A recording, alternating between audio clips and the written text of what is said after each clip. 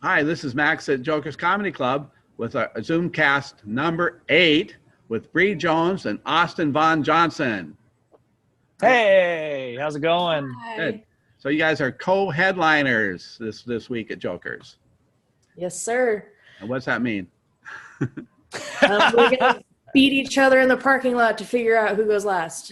Yeah, so Gambling boy. it's two shows in one. Basically, it's the show in the parking lot where people come, they make bets, figure out who's going to win, and then, of course, the winner gets to go on stage.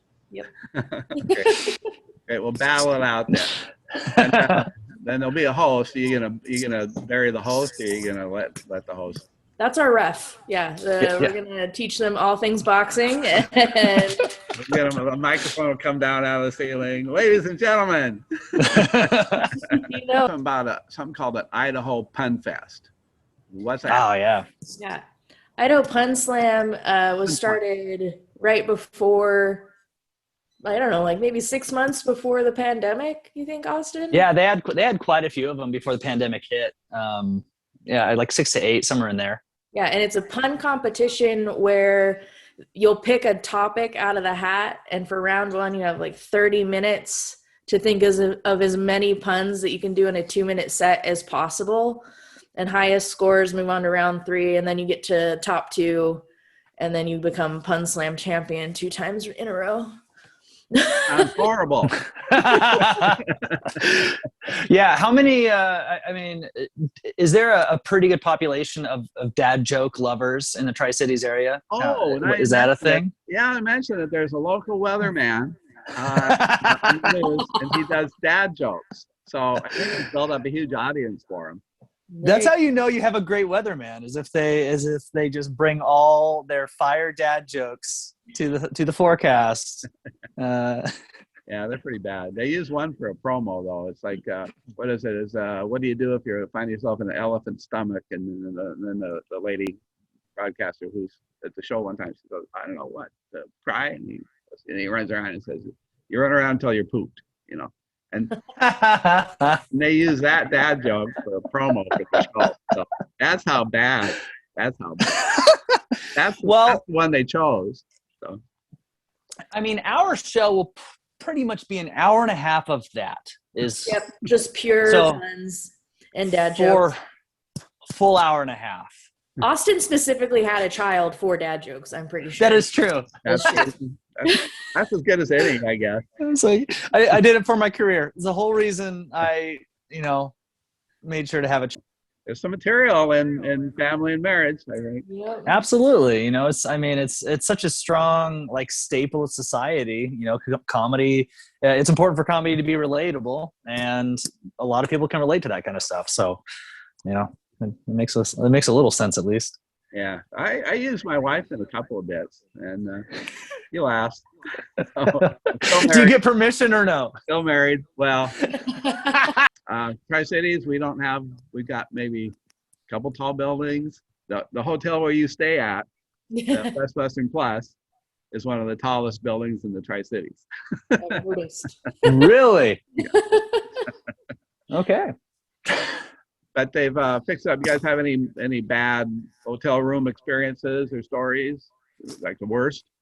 Well, I have a great hotel experience the last time I was at Joker's. That hotel is amazing. And I don't know if anyone in the area has had a little staycation, but definitely check that place out because the pool area is incredible.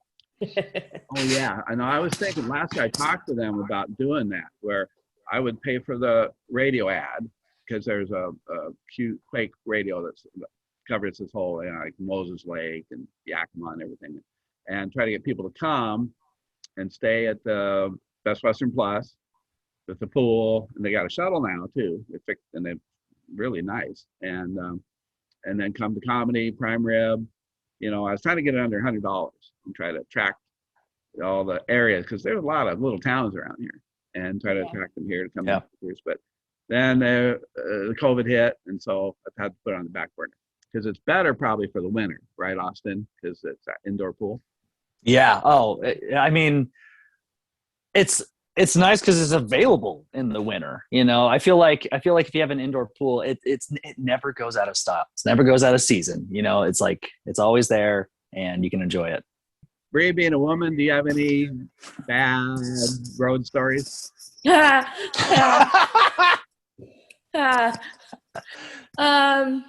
Luckily, I've been pretty fortunate to have just some amazing men that I've worked with. I did have a pretty rough time when I was in Vegas. I was a headliner on a show. I was a lady. The feature was an Asian guy from Florida, and the headliner was trapped in the 80s heyday of just racism and sexism. And he went up and said some of the worst shit on stage I had ever heard in my life. And by the fifth night, because I ran a whole week there, by the fifth night, he's turning the microphone around and be like, "You tell jokes" to the audience. And he's making fun of the women in the show. He's just saying the most disgusting things.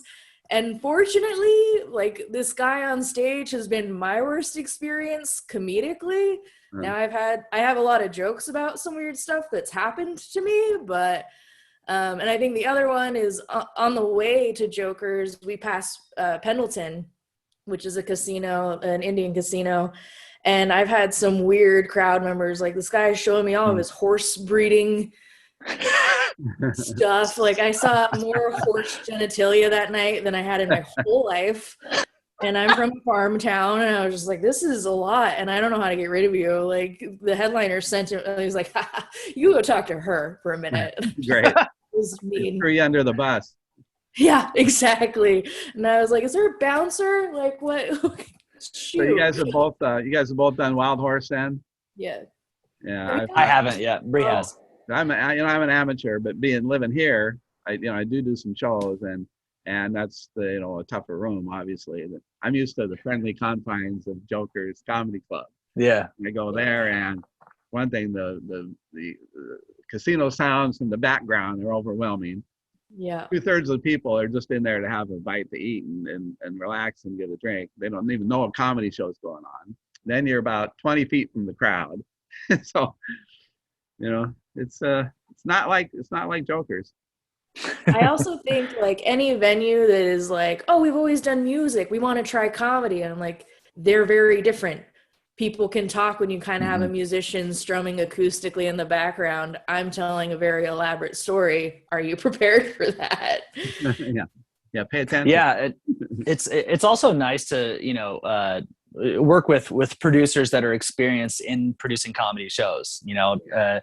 Whenever people make that switch from music to comedy, they have not just how the show is going to be different, but even from a marketing standpoint, because you can you set up the audience for kind of what to expect in the show and what's appropriate. And I mean, it's really great to work with experienced producers that kind of know what they're doing. My favorite is when the wait staff has no idea that a comedy show is happening, and they're like, "Can I take your order?" as loud as possible, and you're like, "Hold on, this guy needs a BLT."